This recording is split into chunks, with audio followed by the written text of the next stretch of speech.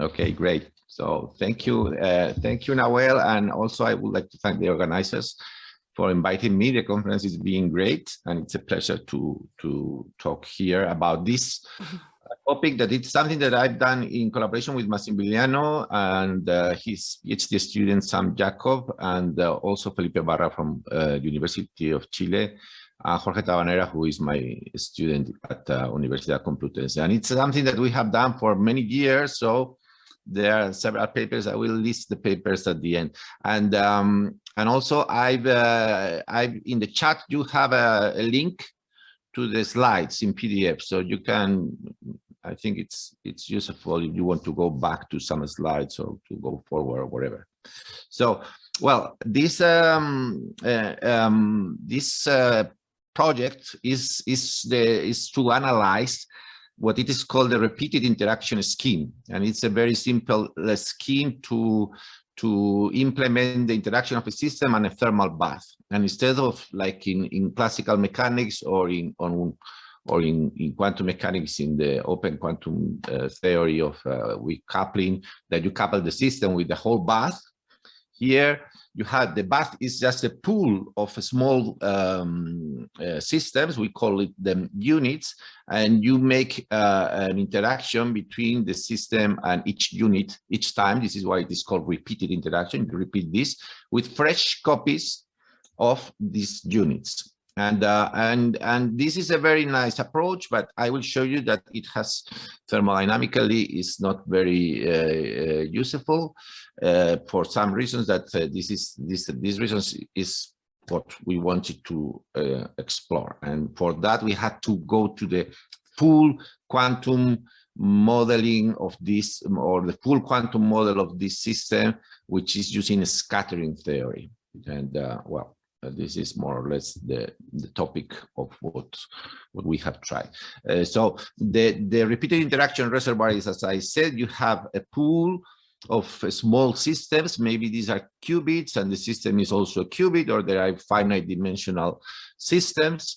So the system interacts only with one unit that you take out from this pool. So, and they interact with this Hamiltonian, but this is a Hamiltonian in a Hilbert space, which is probably, I mean, depends on the system, but it's a simple Hamiltonian. And then you calculating the evolution of this interaction is not so hard.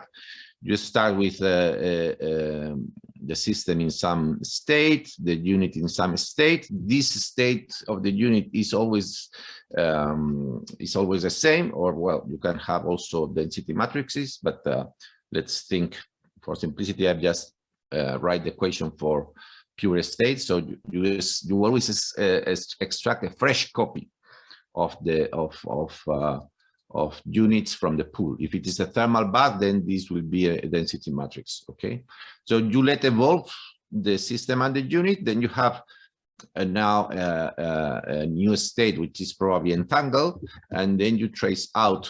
Sorry, this is a trace over the unit.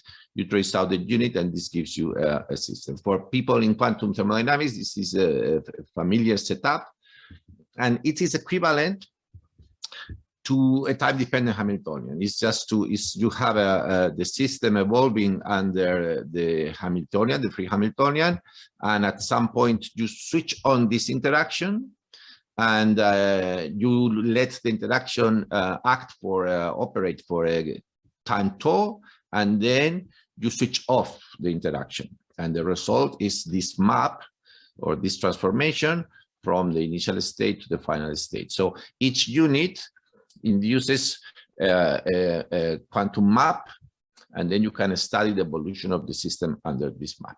And the interaction with the system with a single unit is given by this time-dependent Hamiltonian. This is very nice because, as we discussed before, for instance, it's easy to implement driving and all the problems that you have with Lindblad equations and so on. This is very promising a scenario where you can really, because it's simple, and you can do all the calculations analytically and in an exact way. But there is a problem here, and the problem is that this is a time-dependent Hamiltonian, and when you have a time-dependent Hamiltonian, somebody is switching on, is modifying this parameter. In this case, this parameter just goes from 0 when the interaction is off to 1 when the interaction is on, and this manipulation requires some work. So, sorry, this is the time of evolution. And as I said, the repeated interaction reservoir is just equivalent to switching on and off the interaction, like modifying this parameter from 0 to 1. And why this has a problem? Well, because when you switch on and off, or when you change a parameter in the Hamiltonian, you introduce some energy. The energy that you introduce is the state of the system, and the difference between the Hamiltonian after and before the switch. So it's H int. And the same when you switch off the Hamiltonian. Usually this work, the initial state of the system. Sorry, here we should put the system and the unit, because the interaction involves the unit and the system. So here is the unit and the system. But when you switch on, the system and the unit are decoupled. So, and usually the interaction time has a 0 average value in the unit. So usually this is 0, but this work is usually different from 0 because system and unit are entangled. Sorry, this should be the rho of the whole system. So there is an input energy, so there is a total work, and when you have a system that it is in contact with a thermal bath, here this is a contact with a thermal bath, but you are introducing energy into the system, you are performing work, then the system does not thermalize. And this is what happens in these repeated interaction reservoirs. What makes them a little bit not thermodynamically a good model for a reservoir, for a thermal bath. So this is why we cannot use this repeated interaction scheme to mimic thermostats or to implement thermostats. And but if you think of this as an experiment, and actually this experiment can be done in cavity QED, when you have a light in a cavity and you bombard this cavity with a stream of atoms, you have this type of system. And if the system is if the units really come from a thermal bath, this should thermalize. Otherwise, one can show that you can design a kind of a perpetuum mobile. If you have a system that in contact with a thermal bath goes to something else different from the canonical state, then by connecting this with a normal thermal bath, you can always create a perpetuum mobile. So this is a problem, and this is the problem that we wanted to address, to see how can we change this setup to have a really thermalization. And also, and this is why in the introduction I mentioned that this has to do with the definition of heat. This energy comes from, well, in this case, comes from the external agent that switches on and off the coupling. But if this is a real experiment, the experiment is autonomous, so the exchange of energy between the system and the units should be heat and not work. So we wanted to restore thermalization, so to change this repeated interaction scheme in order to induce thermalization, and also in order to that this energy, which is work now, will be really what it is in the experiment, which is heat, because it's energy that comes from a thermal bath.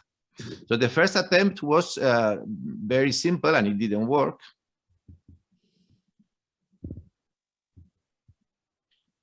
And it's to say, well, in the experiment, what you have is really a unit. The internal states of the units are in equilibrium. This is the same as in the repeated interaction scheme.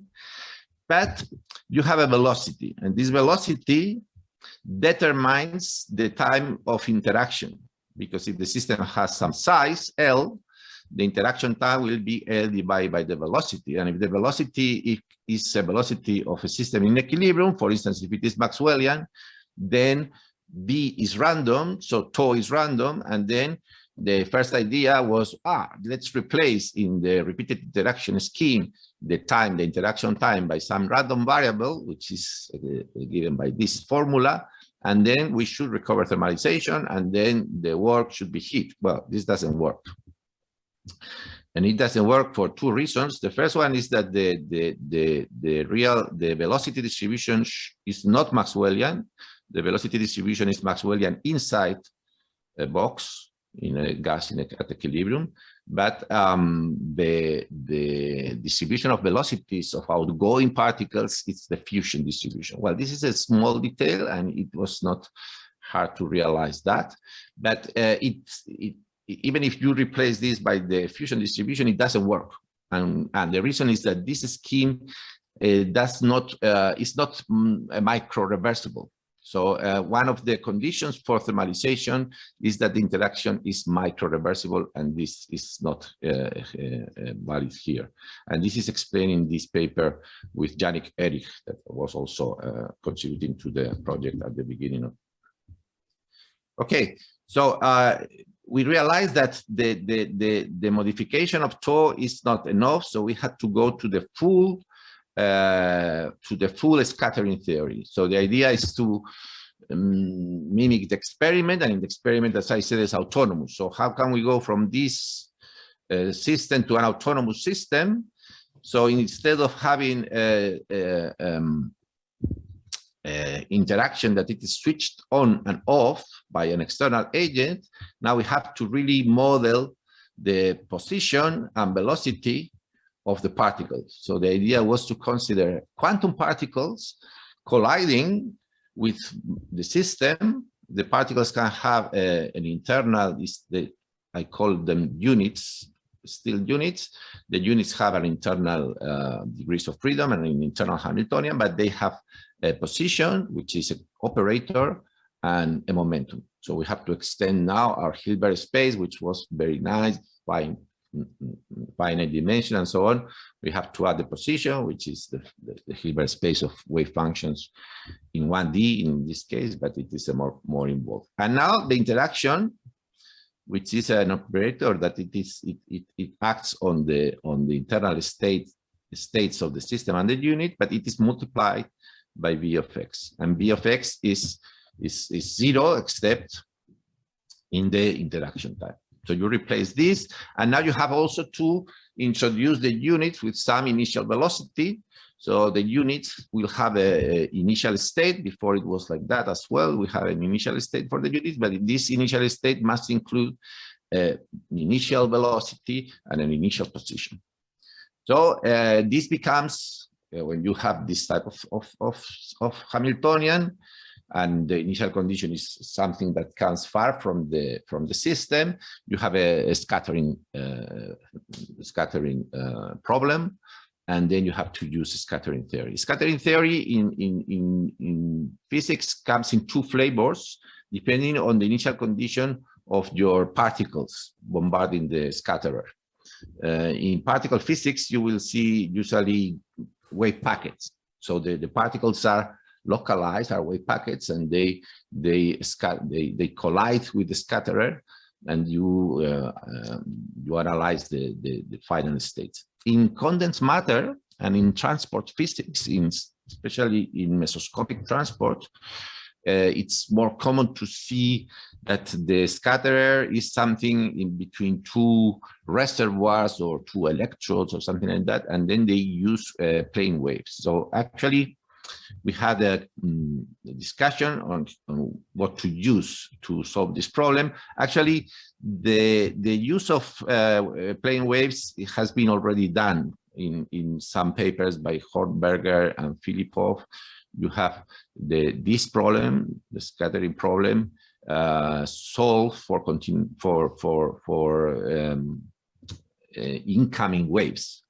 The problem with incoming waves is that they are not localized in space. So you don't have an isolated collision. You have a stream of, let's say, plane wave is like a stream of particles in some kind of interpretation. And then you can only go to the you can only compare this with the continuous time equations like Hilbert equation, and they agree. So there are no any problem with not thermalizing in this case. But we decided to keep wave packets, and the reason is that we wanted a really isolated collision to have a map. So we want a single event. We want a particle coming from the thermal bath, collide with my system, and see what is the effect of this collision on the system, which will be mathematically, which will be a CPTP map on the system. But for that, you need something localized in space. And if it is localized in space, it's a wave packet, okay? But by considering wave packets, we found a new problem, which is if you localize in space a particle, that's a wave packet, then the packet in momentum representation will have some width, okay? And this width is delta P. So you have a momentum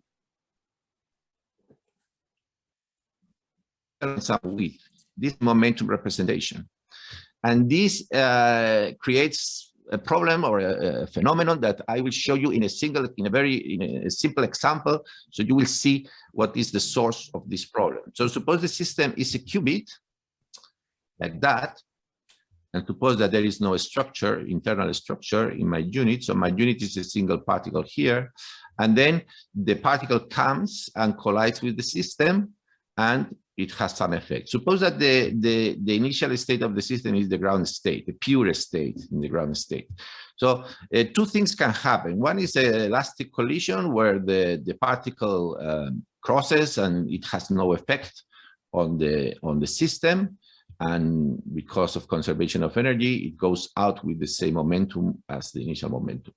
But it can happen another possibility is that the system gets excited and gets this energy epsilon from the kinetic energy of the wave packet. This actually is the work that before we comment when the external agent switches on and off. Here, the energy comes from the kinetic energy of the particle.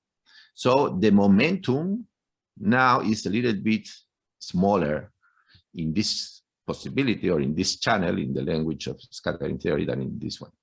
So what happens is that these two possibilities we have a superposition of the two possibilities in quantum mechanics, and this is the final state. If you calculate now, if you trace out the particle, you get, it's a very simple exercise, you get here in the diagonal terms, the probabilities, the square of the amplitudes, but here you have non-diagonal terms, which are proportional to alpha. Alpha is the scalar product of these two wave packets. So if the outgoing wave packets overlap, this alpha is different from 0, and then you get coherences in the system. And the initial state was a pure state in the ground state, and the final state has off-diagonal terms in the density matrix in the Hamiltonian representation. So these packets, when you have this overlap, we call these broad packets, they generate coherences and prevent thermalization. So this is a problem because we cannot have thermalization with this. And actually you can see here a simulation where we have a broad packet, and the broad packet this is a qubit, and it's a very simple these units don't have any internal structure, but if the packet, if you bombard in this case the qubit with narrow packets, you create with broad packets, broad packets that overlap the outgoing packet, then you get coherences, and if not, you go always to a uncoherent state diagonal in the Hamiltonian. Okay, so this told us that for thermalization, you need this condition, the narrow packet condition. You need a fusion distribution that I mentioned before, and these are the necessary conditions for thermalization.